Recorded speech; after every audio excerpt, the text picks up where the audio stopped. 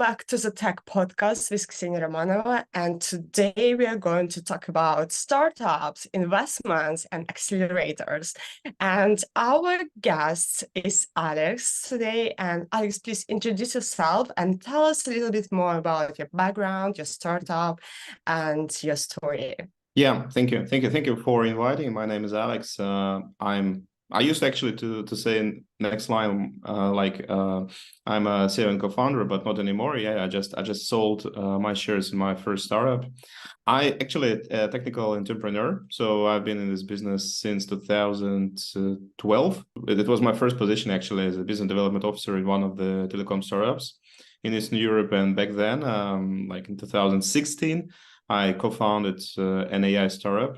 In 2016, it wasn't actually a huge hot topic, AI and everything that was related, computer vision AI, as it is now. So I'm also part in Y Combinator batch in 2021 in summer batch. Yeah, so I've been also involved admission process in a few also accelerators like Alchemist in the US. And from time to time, I also consult startups, mentor guys who are doing actually really incredible things in a tech sphere, basically. Amazing. Thank you very much for coming. My first question is related to investments. And I know that your startup got 2.5 million bucks, right? So tell me more about you and advice for people who are trying to find investment to their startups. Yeah, sure. So fundraising actually is a really tough kind of a game. Yeah, so you never know when you start doing the fundraising if you actually would have a chance to get any investments. So unlike maybe like selling, when you know that there is some kind of a conversion rate, fundraising is a kind of a thing actually you cannot fully be sure of. Yeah. So, however, you can take some steps to increase the likelihood of getting the investments. Yeah, and one of my lessons was actually that before you are starting the fundraising process, you need to establish yourself as some kind of an expert. Otherwise, it will be really a painful process. When nobody knows you, when nobody knows who you are, what you're doing, it's almost impossible to get any kind of investments. Yeah. Another way of actually getting fundraise done right is going through the early stage accelerators. Yeah, because actually accelerators are trying to find the gems. Yeah, and they invest in the companies that don't have any traction. Sometimes at the idea stage, like YC.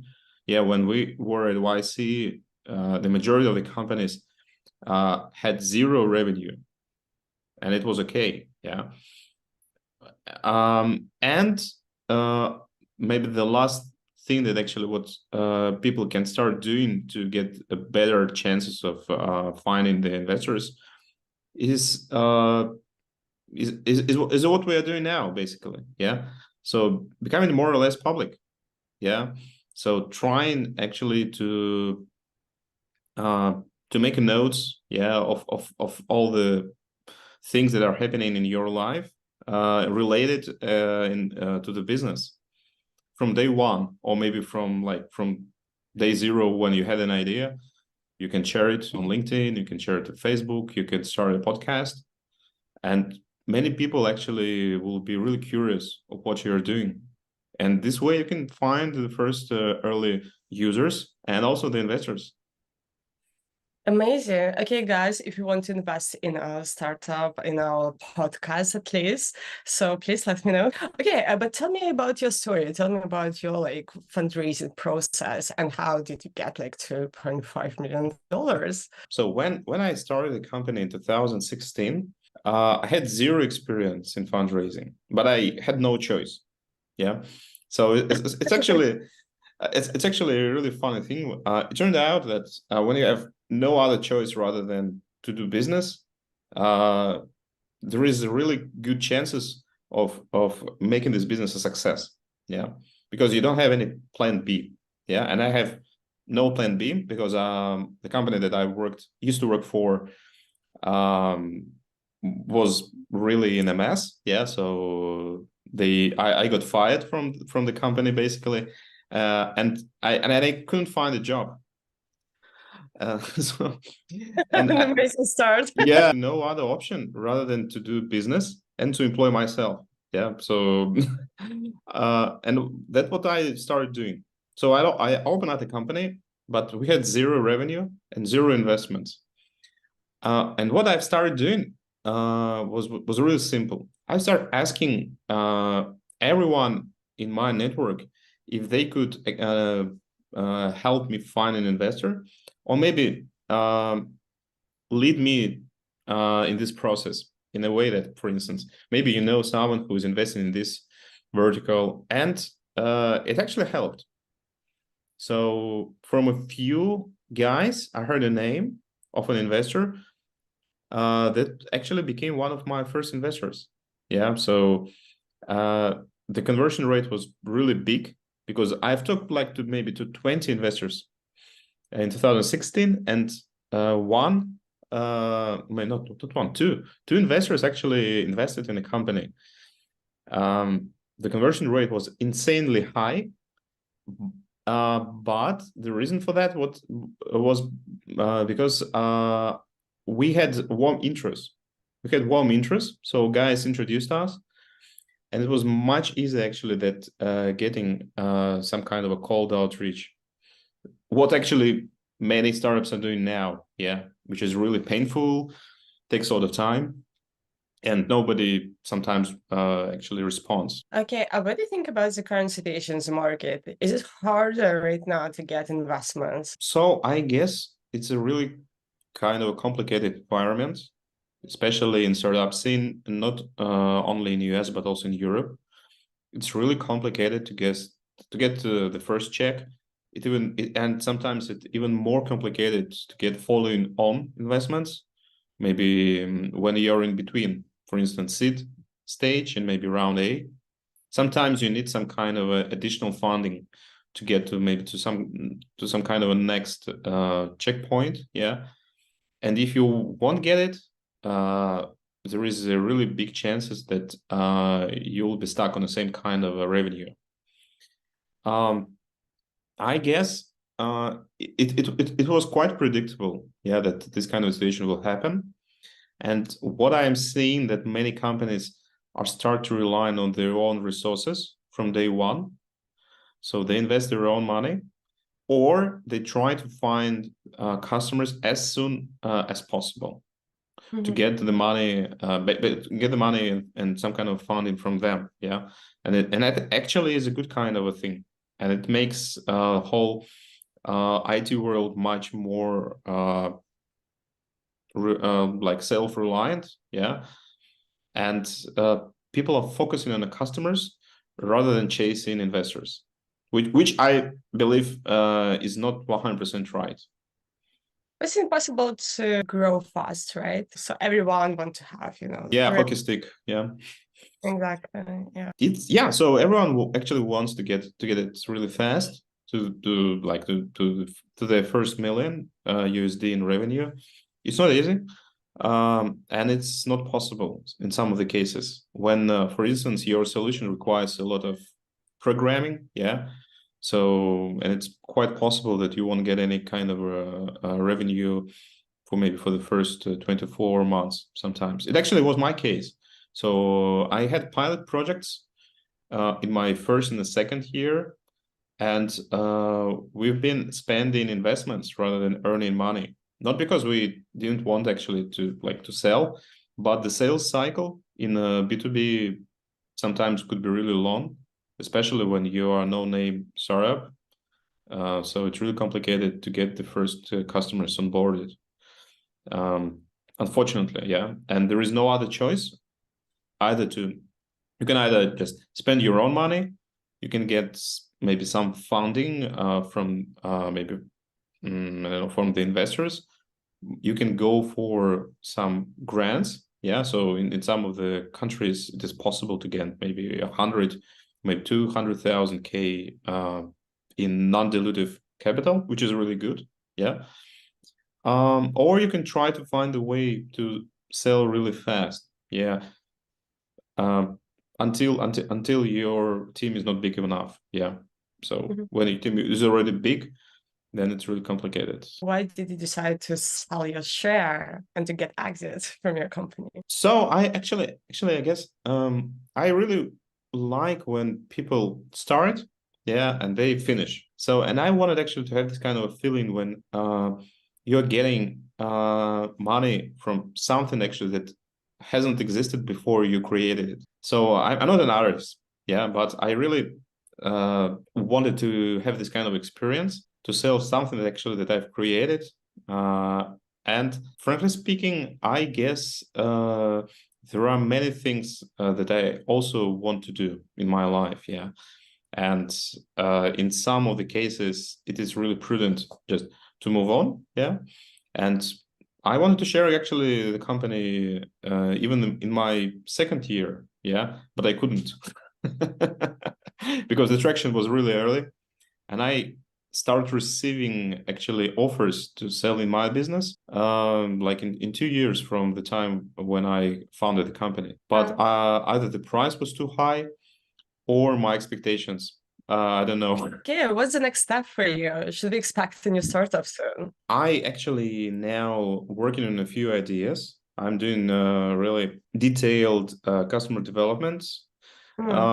I'm really fond of the sales process, and I'm now investigating the solutions that help startups get more traction. Yeah, and I think I will make a few MVPs. Yeah, in the first quarter of the next year. Yeah, so because now I'm more like talking to the users.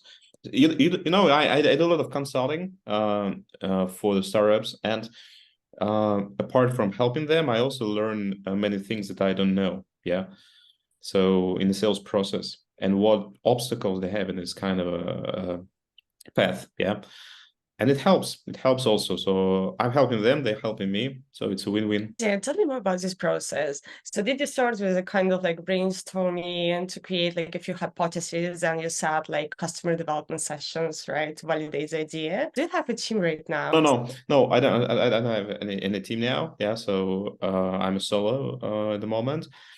So basically, my idea of the customer development process done right is when you actually doing something, and by doing, you prove that it is worth. Yeah. The classical approach to the customer development is actually that you ask all the questions, people get bored. Yeah, they try actually to finish it as soon as possible, and then the only thing actually that you have is some kind of answers that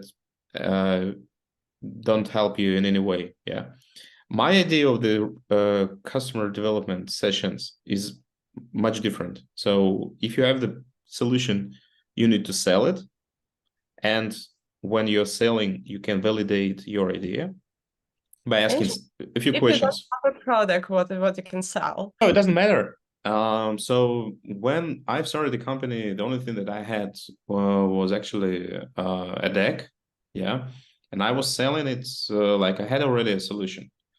So our solution was computer vision software that could recognize products on the shelf in the supermarkets, and we had nothing. So we had just some kind of an interface in the form of a Telegram bot. And we've been taking in images, and some guy in the background has been recognizing these images manually. But it actually doesn't matter. Yeah. So my idea was checking if people would really need it. If they do, so what could be actually the price for this kind of a solution? And this actually is not stopping you in the case when you have no solution.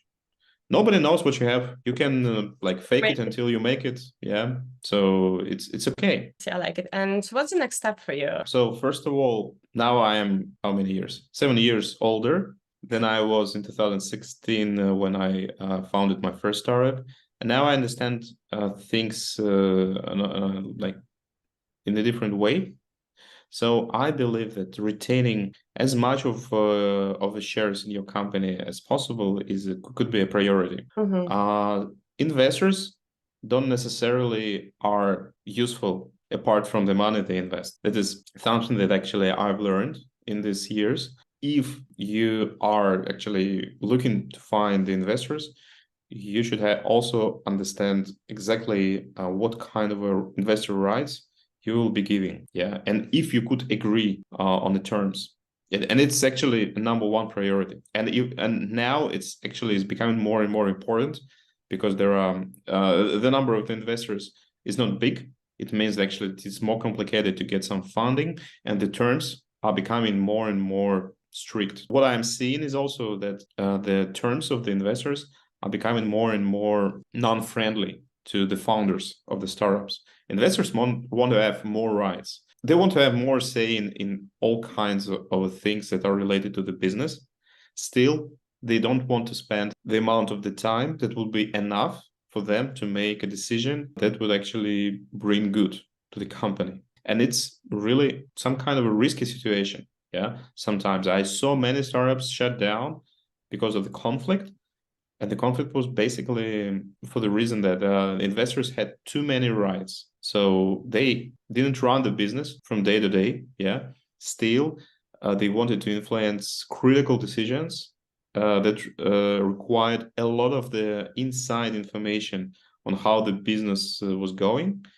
And still, they tried to persuade other investors on the board to do that way or another. And actually, in many cases, it could be really harmful to the company on any stage.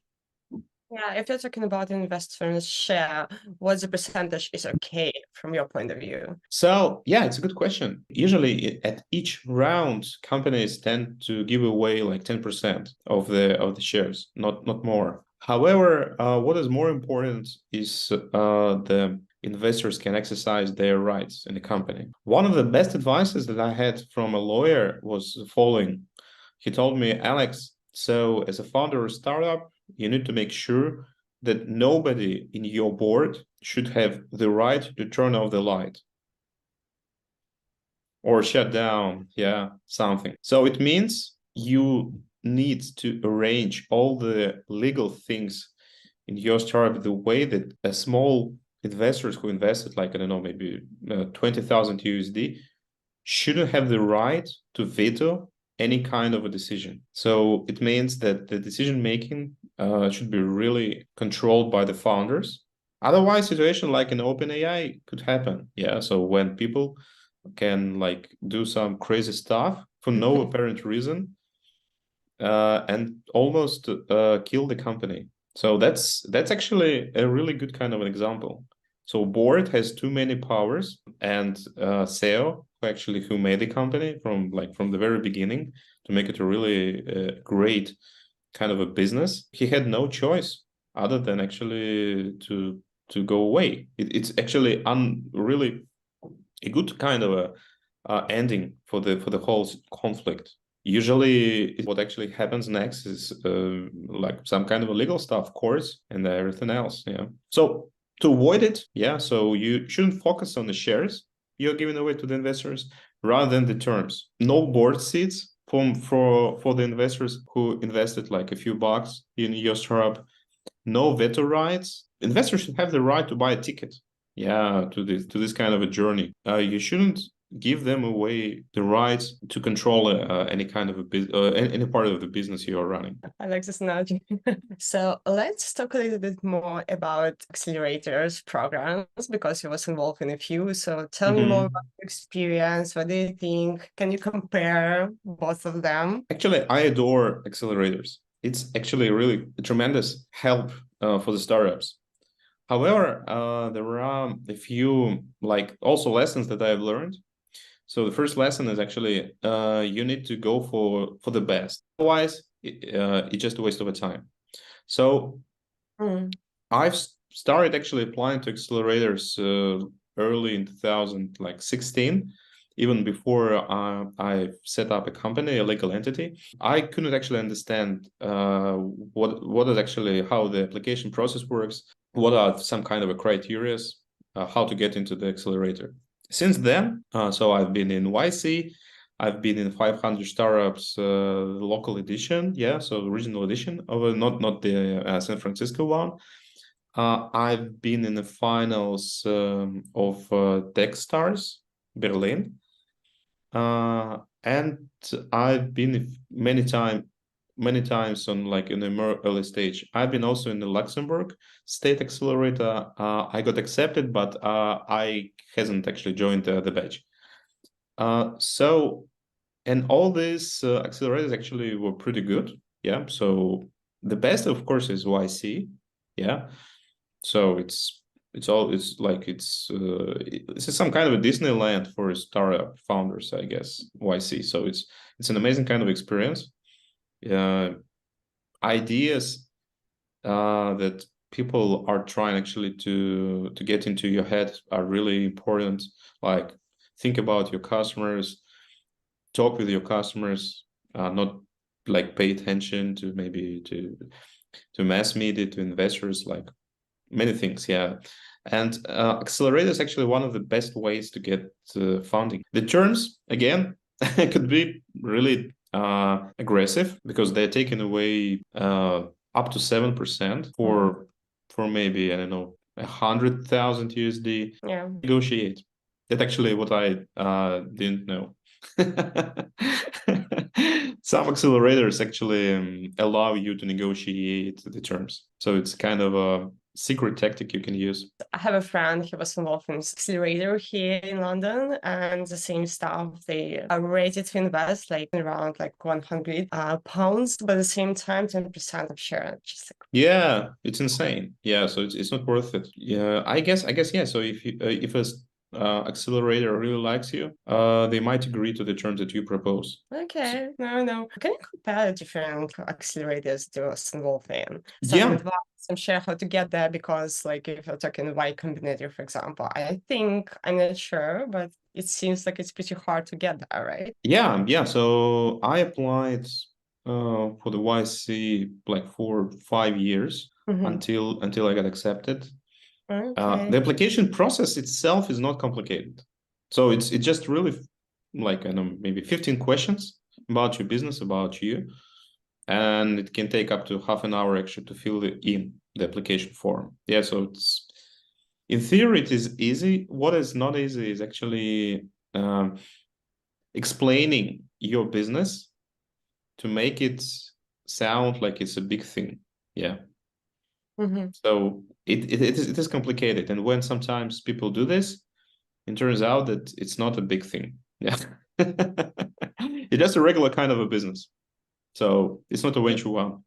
Please give us some advice how to formulate it in the right way. So yeah, what actually I've done to get into the YC? Yeah. So first of all, there is like a ton of the free stuff online. So you can watch interviews, podcasts of the guys from the YC to get an idea of what they are looking for. Yeah. To get an idea of their philosophy. Yeah. It can help you actually to formulate your ideas that would be really close to what they are looking. Yeah. Because sometimes people, you can say things differently. Yeah.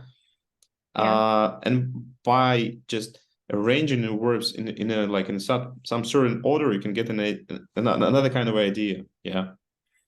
So I've been navigating through all these videos. I've been watching all the videos that I could find from the alumnus of YC, of their advice, all the interviews of the YC partners. I read a few books about the YC, and then I understood actually what they've been looking in startup founders. Then I get really good kind of a motivation when I met a guy, my friend, who told me that they've been at the YC interview, and I've never been there. And my startup was like making more money in quite a few markets. Yeah, and I had really good motivation. So what I did, I hired a guy who will help me to write down my ideas on how the application for the YC should work. So we had Zoom sessions. He been doing what he basically was doing, actually writing down everything that I say. I was trying actually to explain to him, and he was writing down it. Tried to be as creative as possible. The first time I did it, we didn't get the interview with YC. However, YC told us that we were in top 5% of all the startups applications. Then I've done it again. So again, we had like a 5 Zoom sessions. And then they actually invited us for the interview. So, yeah, that's important, right? So how you express your thoughts, especially on paper. Yeah, yeah, It's yeah. not enough to have a great idea. So how you formulate it, how you can pack it and sell it. Let's talk a little bit about like co-founders. I had a technical co-founder who was a CTO of the company. Yeah, okay, because this also influence, I mean, your team, your co-founders is also influence a lot on the decision of people who are going to invest in your business. The relations in the company are really important, like good relations, good kind of atmosphere. And to make things right, I guess there are many ways of doing things wrong. Yeah. So what I'm seeing now and what I actually has experienced. So when you start a business with a co-founder, so you have your own expectations. Yeah. So usually people don't share it. Yeah. So they just do the business.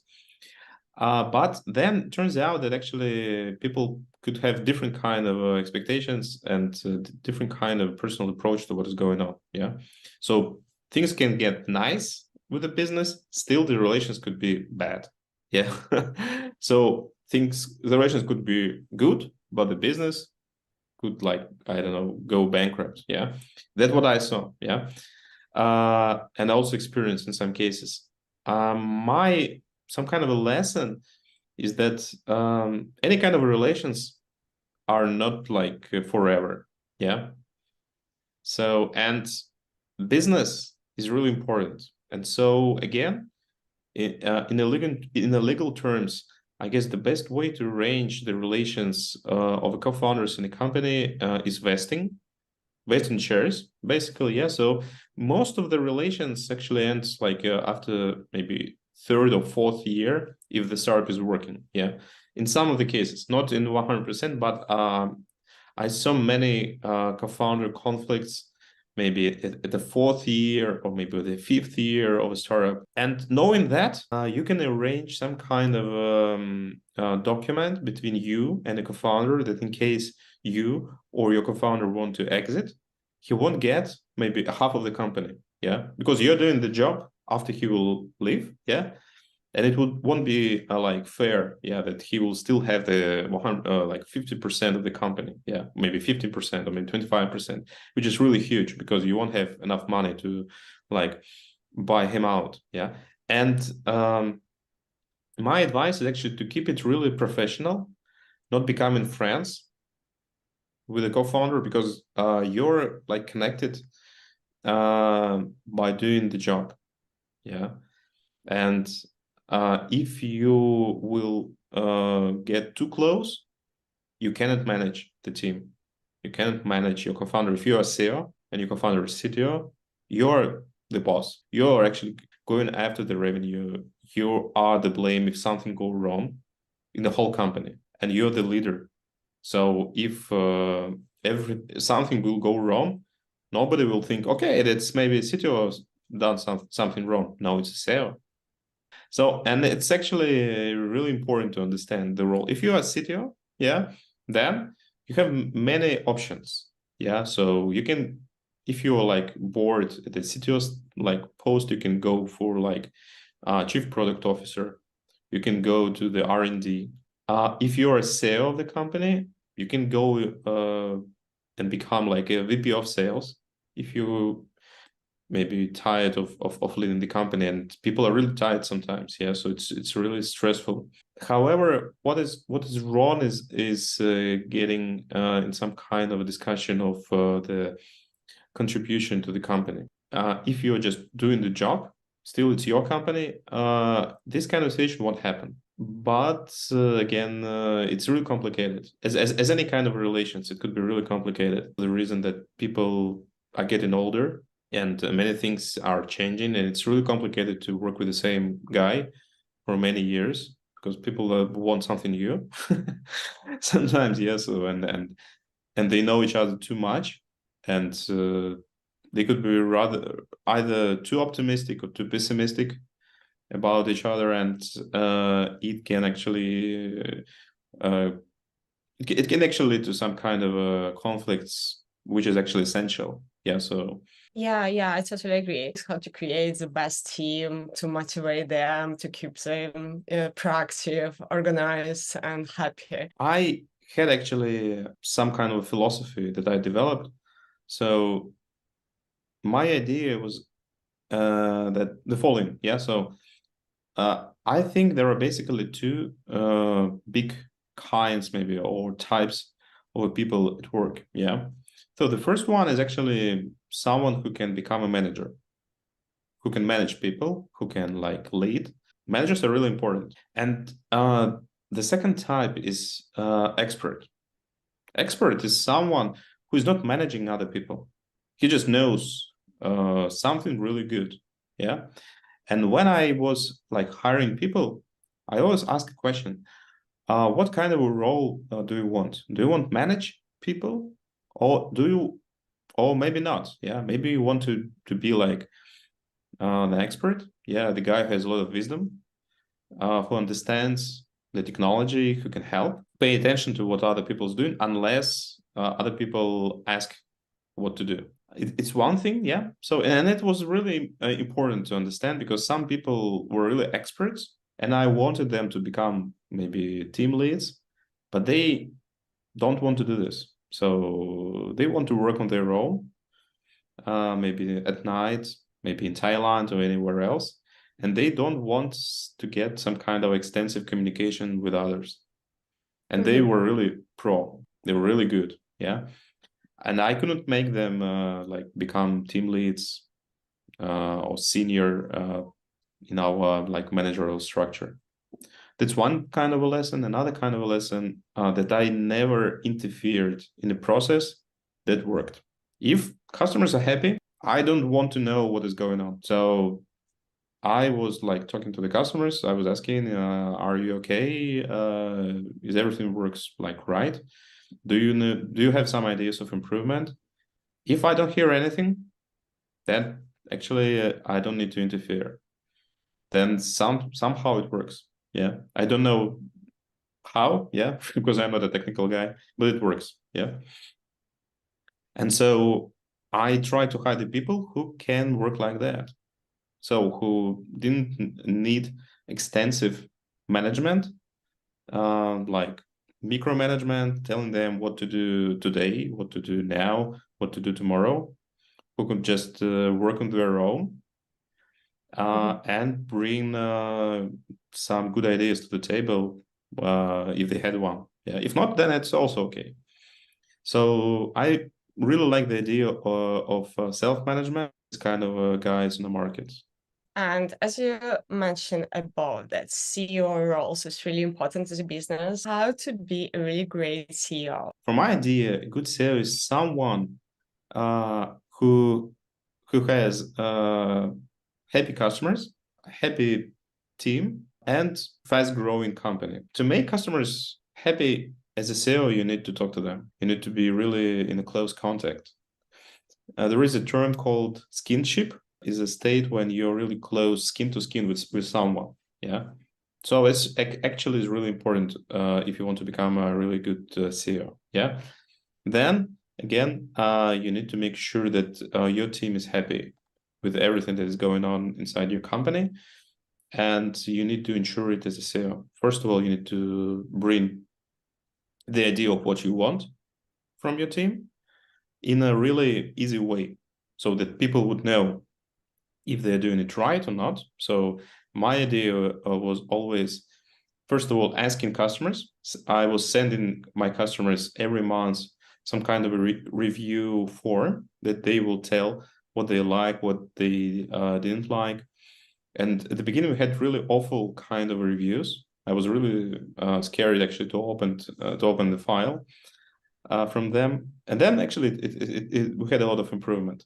And another thing, internal thing, we also had really clear objectives, and some kind of KPIs, which is not actually KPIs, but the idea of how good work should look. Then all the processes should be really available online. So we have some kind of a Notion with everything that should be related to the work of any kind of a team member.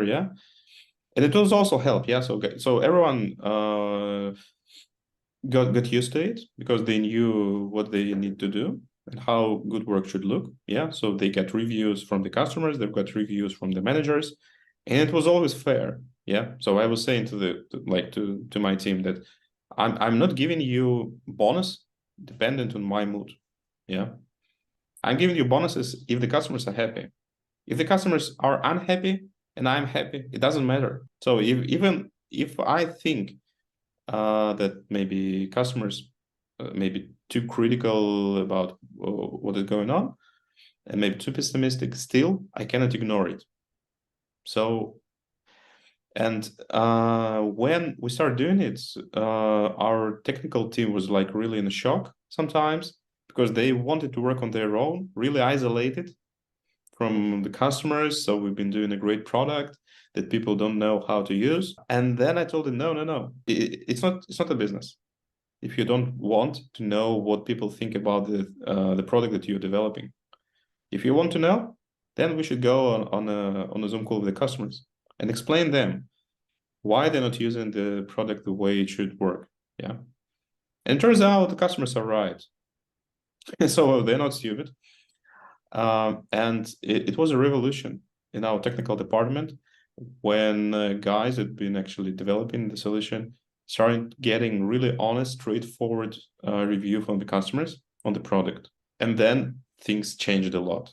At the beginning, people were really scared to know what is going wrong with the product. Then people were really okay.